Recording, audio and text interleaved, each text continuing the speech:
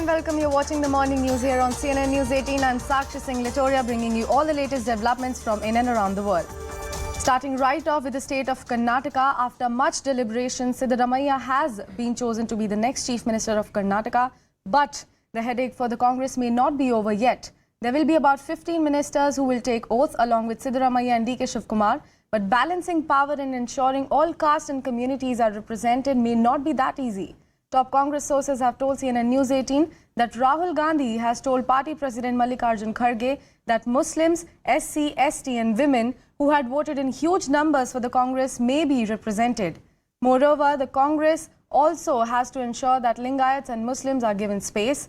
Another issue for the party is that those leaders who are sulking for losing the CM race like G. Parameshwara and MB Patil will expect a meaty portfolio.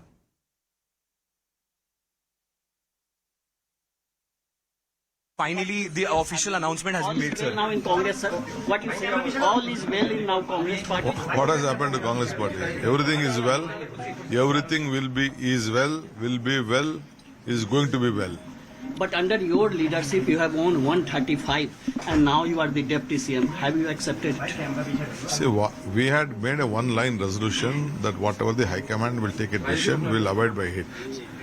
Ultimately, Rahul ji called me and said, you all have to work together. Congress President Kharge ji called us and gave this dikat. We all have accepted whatever the formula has been generated. Sir, you'll also be the KPCC. You'll continue as the KPCC president. Sir,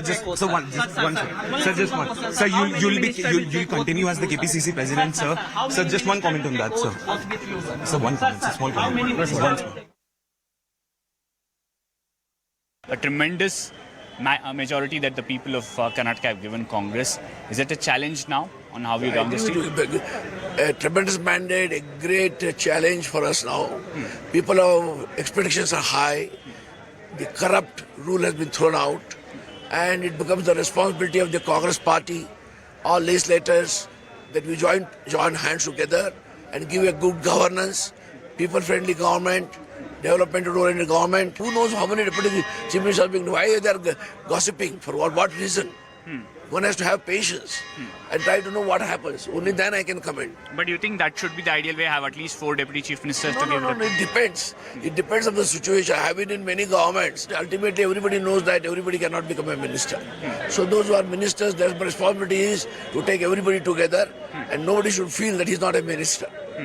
That comfort the minister should go give to those people who can't become ministers. Congratulations to you firstly, and then also to our party, of course. Now finally Siddaramaiah, former chief minister, going to become once again a chief minister, and DK Shivkumar again a deputy chief minister that we're going to see. How are you seeing this all now?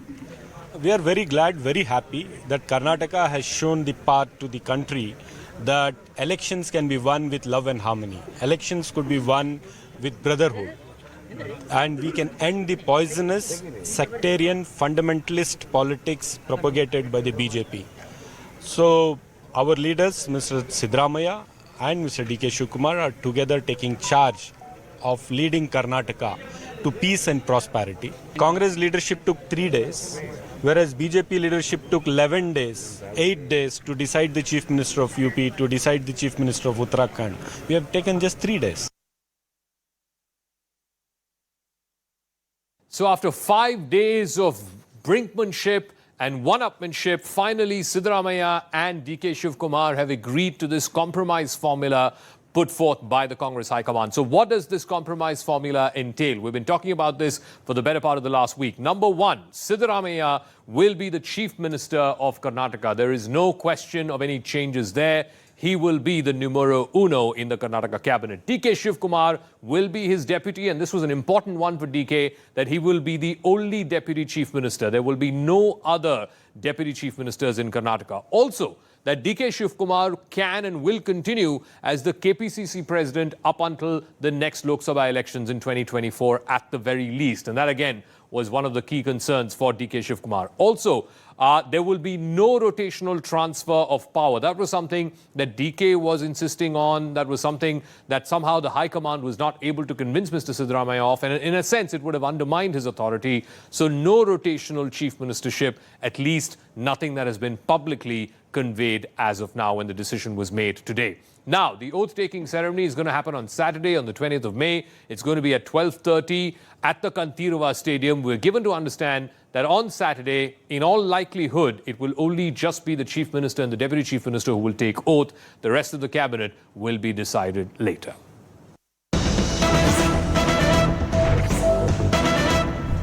Well, it's a big breaking that Lingayats are actually upset over not getting at least a Deputy CM post. There are about 34 Lingayat MLAs in Congress, the largest bloc with 25% MLAs of the ruling party. Now, outgoing Chief Minister Basavaraj Bommai has added fuel to the fire, demanding more representation. He has warned that the community will be watching the Congress closely. Now, MB Patil, who was the front runner for the post of Deputy CM, and former Chief Minister Jagdish Shettar, who lost his assembly seat, is also expecting some kind of a reward. Now, this is a big breaking that has come in, and Congress can maybe manage all the other castes, but it can be a little problematic for them when it is about Lingayat, because they are actually upset over not getting at least a Deputy CM post. Now, there are 34 Lingayat MLAs in Congress, the largest bloc with 25% MLAs of the ruling party. Outgoing Chief Minister Basavaraj Bommai has added fuel to fire, demanding more representation. He has warned that the community will be watching the Congress closely. MB Patil, who was the front runner for the post of Deputy CM, former Chief Minister Jagdish Shettar, who lost his assembly seat, is also expecting some kind of a reward.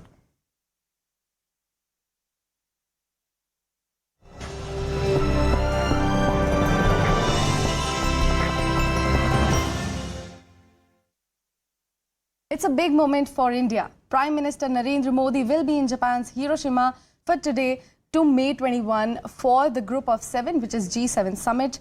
He is expected to address sessions at the G7 summit on subjects like peace, stability, gender equality and climate change.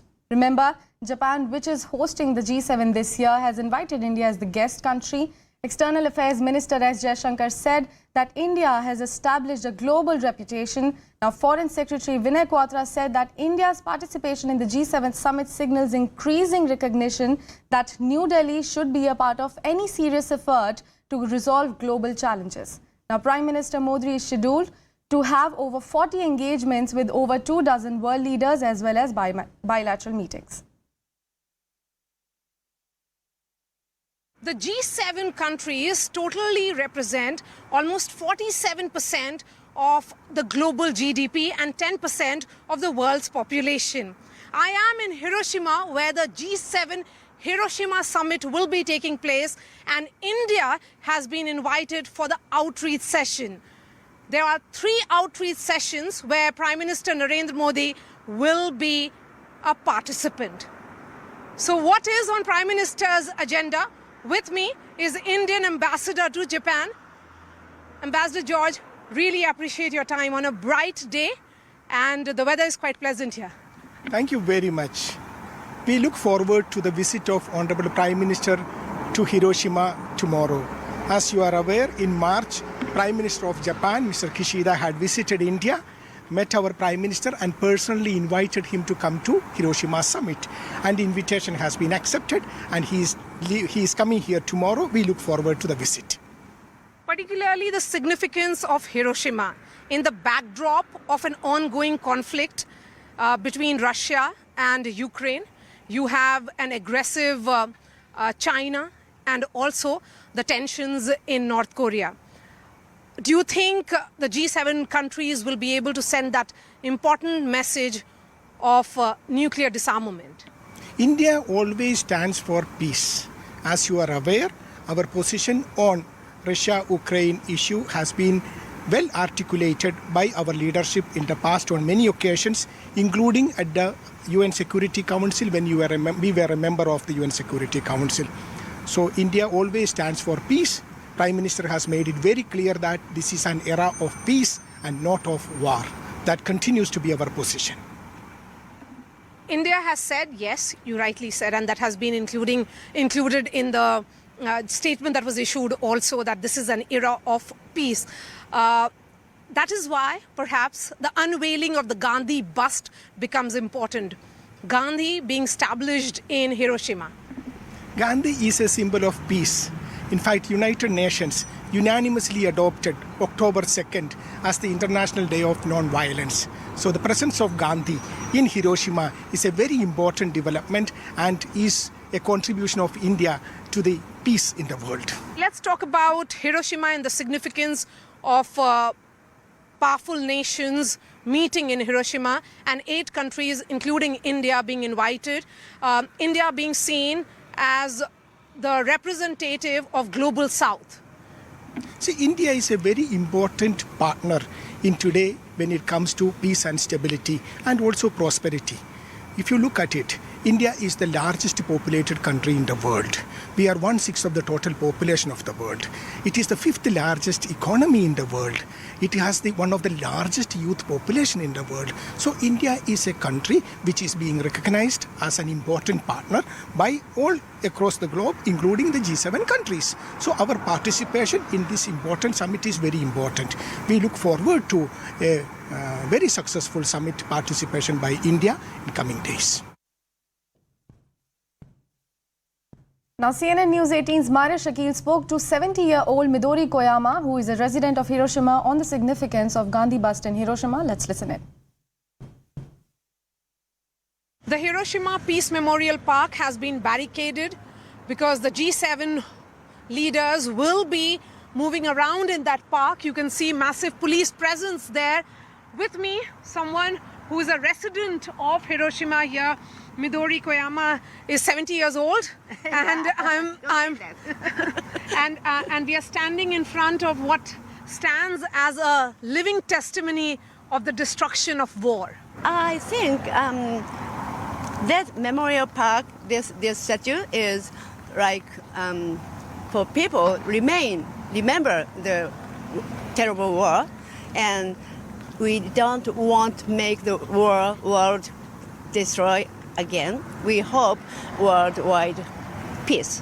So this is very important to remember that, I think. And it's here that Indian Prime Minister will be unveiling a Gandhi bust. The big message of peace that will be coming from India. Do you think it's important to remember Gandhi, particularly in these times? These are troubled times for the world. Well, he is a very, very great person, and he is a historical great person of the world. So Japanese people learn when they are in elementary school. We learn about him in junior high school, and he did very no violence, no resistance, and many times he got into jail, but he didn't stop it. So he is very great and make India a wonderful place. And now for Japanese people, his statue will come to Hiroshima. It will be a very big point for peace, I think. What does Gandhi mean to you? Well, for me, he's just a great person. If I were he, I want to do something to independent from UK, but I probably use violence, weapon, I think. But he didn't, never. However, he got very bad things, but he didn't. So he is so great person, I think. And do you think it's important to talk about what Gandhi stood for in these times? I think so. In the backdrop of Russia-Ukraine war? Well, I think that's the same. No violence, no weapon. I won't make them feel, take them back, they're peaceful. So I hope so. Thank you so much. Thank you.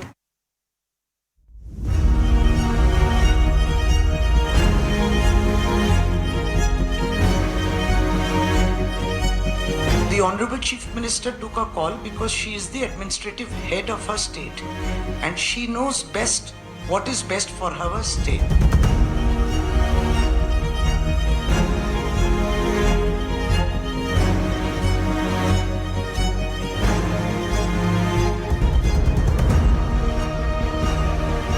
they started asking questions first. Then they will confuse us and then criticizing our religion, our customs, rituals, everything, and slowly inject their dangerous ideology to our brain. सच्चाई की एक इतना power है ना, इतना power है सच्चाई की, आप कुछ भी कर लीजिए, जिस दिन वो अपने कटघरा में खड़ा किया जाएगा ना, सच्चाई जीतेगा। तो इनकी स्टोरी जो दुनिया सुनने के लिए सुनना चाहिए था, ये इंसानियत की तौर पे आज सुने। हम पहले दिन से समझते थे कि कठिनाइयाँ आएंगी, बट अगर हमारी ये जिम्मेदारी है कि हम इन लड़कियों की कहानी को लोगों के सामने ले आएं, तो फिर कोई कठिनाई मायने नहीं रखती। It's about the Kerala Story fallout. The Supreme Court has lifted the ban on the film The Kerala Story in the state of West Bengal. The top court said that theatres are free to conduct screenings of the film across the state, adding that a ban cannot be used to put premium on intolerance. The top court's order came as a huge relief for the producers as the film continues to perform well at the box office. The TMC continues to defend the ban, saying that public order is under the purview of state government and action was required to maintain peace in the state. Meanwhile, no new notification has now been released by the Bengal government on the film, and the multiplex owners are still not clear whether the film can actually be screened or not.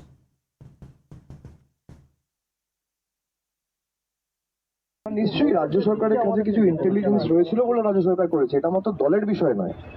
রাজ্য সরকারের তরফ থেকে মুখ্যমন্ত্রী এটা নিয়ে বিস্তারিত বলেছে নবান্ন থেকে সাংবাদিক বৈঠক করে, এবং সুপ্রিম কোর্টেও বলা হয়েছে যে আমাদের কাছে কিছু ইন্টেলিজেন্স ছিল যাতে সাম্প্রদায়িক সম্প্রীতি ক্ষুণ্ণ হতে পারে, সেই কারণেই করা হয়েছে। তারপর যদি কোর্ট রায় দেয়, কোর্টের রায় শিরোধার্য। Sir, what do you have to say to that? There is now no ban. Bengal, the film can be showed. No, I don't want to say anything so what the verdict of the court is concerned. But definitely our government was having some input, was having some intelligence report that there could have been some law and order issue, there could have been some violences, there could have been some spread of hatred or something like that. That's why government took step at that point of time. It's a fact, it's a matter of fact that you have seen so far few other movies are concerned. When those movies were displayed in several parts of the country, incidents happened, incident took place in those parts of the country. So, like if anything happens in any part of any corner of the country, who will take the responsibility? If there is any violation of law and order, if there is any violence, if there is any incident of hatred, who will be holding the responsibility for those incidents? That is a big question. बहुत welcome decision है. We on behalf of the BJP West Bengal State Unit, as a leader of opposition West Bengal State Assembly, I welcome this verdict. ये बहुत अच्छा कदम है, सही कदम है. बंगाल में Kerala story दिखाना चाहिए, देखना चाहिए. ये सीधा सीधा कोई कम्युनिटी का, कोई रिलीजन के खिलाफ नहीं है. जो एक्सट्रीमिस्ट है, जोंगीबाद का खिलाफ है. जोंगीबाद का खिलाफ ये जागरूक पैदा करने के लिए ये स्टोरी हर सिनेमा हॉल में नहीं, हर मोहल्ला में, हर घर में देखना चाहिए. Now, CNN News 18's Anand Narasimhan spoke to producer of the Kerala Story Vipul Shah and director Sudeep Tosain on the ban being lifted. Let's listen in. Congratulations. Namaste. Congratulations. How would you see the ruling by the Honorable Court today, Supreme Court?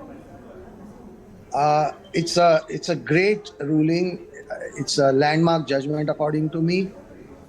It will go a long way in our principles of democracy and free speech, and people will be able to enjoy this film now in the parts where it was not allowed. So I think it's a great judgment. We have still to receive the copy, so fine print has to be read. But according to me, whatever I heard, it's amazing. Vipulji, some amendments that you would also, as the filmmaker, would have to make in the disclaimer part, where the court has opined and Justice Chandrachud has said in the court that you would have to say that the number 32,000 has not been authenticated or verified, and the other part that this is a fictionalized version of events. So this disclaimer you would have to add. Are you open to doing that? We will, again, I will have to study the judgment and what the disclaimer needs to be changed to. But we will abide by the Supreme Court's judgment in its totality. We are absolutely law-abiding and we respect what Honorable Supreme Court has delivered today. I think today is a day for every Indian who wants the right for free speech and freedom of expression should be happy.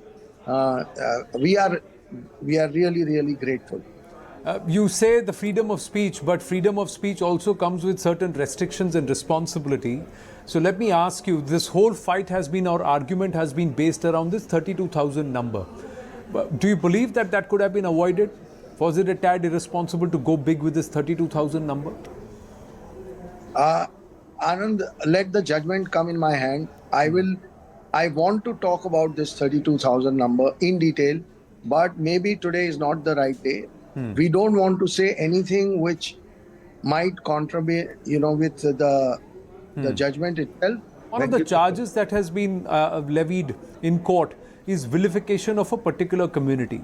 And that's why the court has also asked or urged the filmmakers to add this to your disclaimer, which I was telling Vipulji also, that this is a fictionalized version of events. And also around the number 32,000, saying that it's nothing, there is nothing to verify or authenticate this number of 32,000. I did not see the Supreme Court verdict, or neither I was able to talk to our lawyer as well as Vipulji, so I will not be able to comment on what exactly been said in the verdict. But end of the day, the film will run again in the West Bengal and Tamil Nadu. West Bengal and Tamil Nadu people was deprived of their right. Now in the thousands in numbers, people are writing us, they want to watch the film. So we are extremely happy that the people of West Bengal and Tamil Nadu will be able to see the film. Thank you so much, all the media, all the newspaper, television channels, common people, that you made it possible. So we always said that we have immense respect on the judiciary of our country. So definitely the verdict which has allowed those people of West Bengal to watch the film definitely has certain potential. I am sorry that I did not see the verdict yet. Now it's time for a short break. Stay tuned for more news and updates on the other side.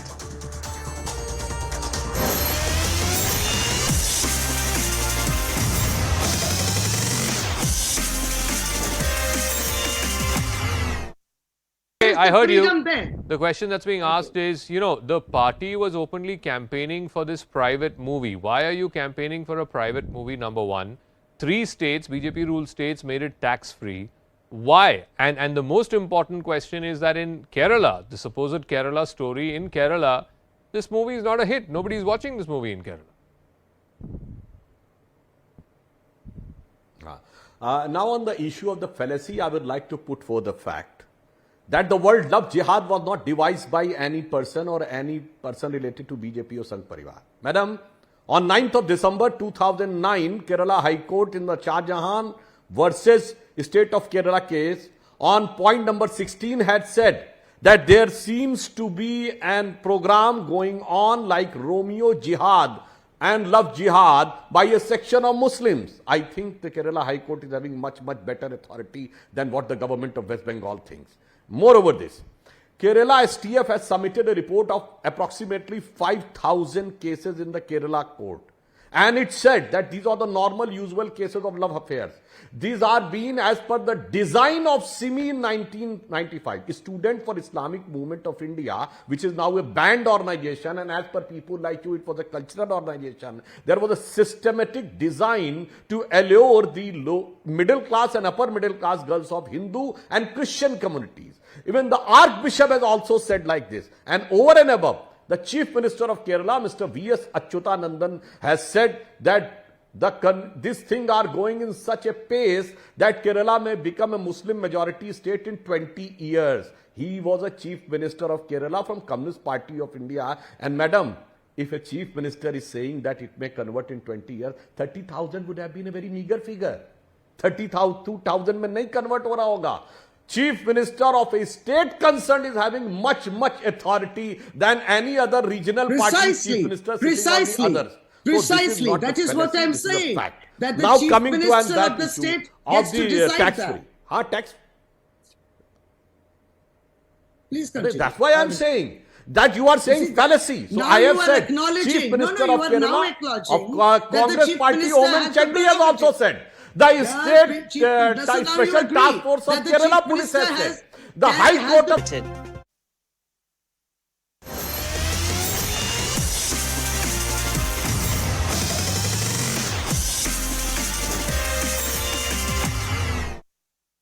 Welcome back and thanks for staying with us. Now the turmoil in the neighborhood refuses to die down. Now former Pakistan Prime Minister and PTI Chief Imran Khan has made a stunning claim amid his face-off with Pakistan government. Khan has said that when former Prime Minister Nawaz Sharif wanted to get close to India, he would ask the Pakistan army to curb terror activities against India. Political experts are saying that the claim has exposed the Pakistan army and its active connection with terror groups that aim to create unrest within the Indian subcontinent. Experts are also saying that Khan, being a former head of the state of Pakistan, made the claim and hence admitted the Pakistan army's role in sponsoring terrorism while also highlighting the political rival Nawaz Sharif. जब Nawaz Sharif Indian lobby को और Israel lobby को अपने साथ मिलाना चाहता था, अपनी फौज को कह रहा था कि दहशतगर्दी में मुलविस है, उसके पैसे अरबों डॉलर बाहर पड़ा हुआ है। वो जब होता है मौके के बाहर भाग जाते। तो मेरा तो कोई बाहर नहीं जाना। तो मैं इसलिए आज ये कहना चाहता हूं कि ये लोग कामयाबी से वो काम कर रहे हैं जो मेरी आंखों के सामने इस पाकिस्तान में हुआ था। लेकिन वो आदमी जो चाहता था कि मैं प्राइम मिनिस्टर बन जाऊं, उसका बहुत बड़ा हाथ था। Well, time for me to wrap up, but don't go anywhere as we'll come right back with more news and updates.